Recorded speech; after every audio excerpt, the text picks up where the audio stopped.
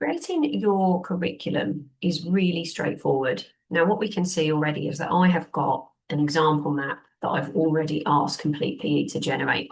Once your map exists, you can either use from the homepage this quick link into editing your map, or if I return to the homepage, you can see that we've actually got at the top our specific curriculum map section, and that will take you through to exactly the same area. And it's here that we can build a curriculum, and it's also from here that we can edit our curriculum maps if we need to. This feature is only available for admin users. So if you're not an admin user and you would like something changed on your map, then you just need to speak to your admin user, which will probably be your PE lead. And if you don't see a map that's been created yet, then again, your PE lead will create that map. And once it's been created, it will appear on your homepage.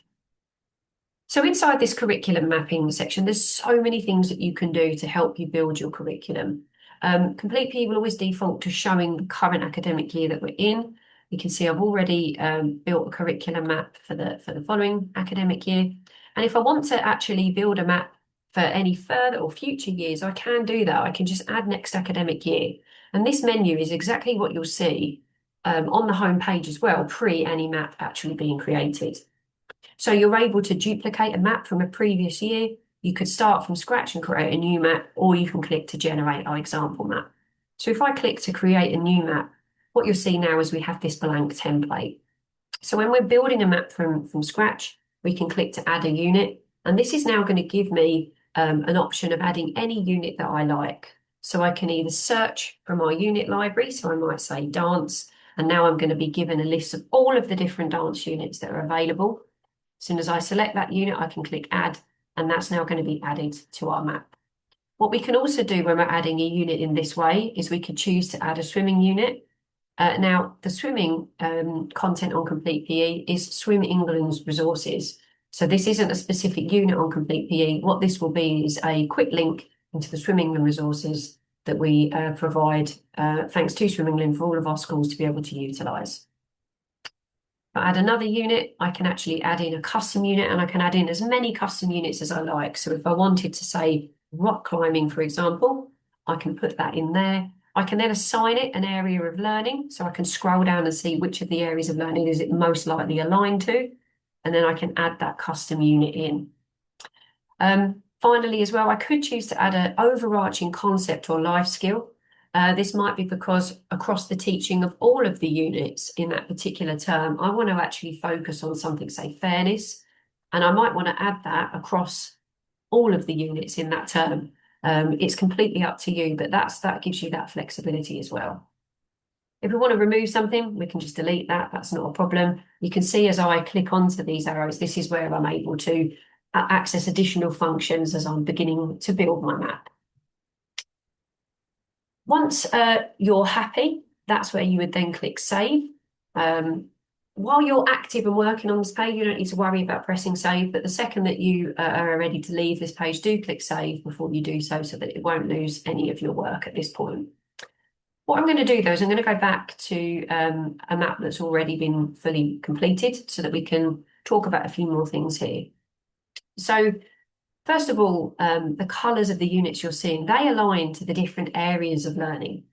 Now, again, when I'm adding units or building my map, I'm going to come back to those areas of learning. I can click add a unit just as we've seen. But what I could also do is select the unit library. And what I'm able to do now here is actually search and use different filters to find different types of content. And then once I'm happy, I can then also drag and drop that content in. So I don't have to manually add as you saw that I was doing. I can actually also add content by following the different filters that are available here. And what you're able to see is that, just to highlight what I was saying around the areas of learning, we've broken all of the units of work down on Complete PE into areas of learning. And then the colours coordinate with those areas of learning. You can see at the top of each, above the heading of the units, it actually gives you that specific area of learning as well. So that was just something to highlight, not only an additional way of adding content to your map, but it's also explaining why we have these different colours available. So as you're building your map, multiple ways for you to add units.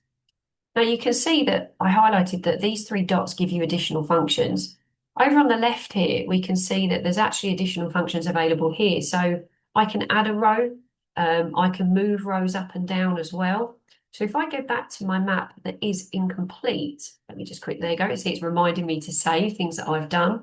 It's built the template for me, but I might want to delete the row because I don't want that year group. I might want to add a row above. I might want to then edit the row because I might not want them to be called year one. I might want to add in my class name as well.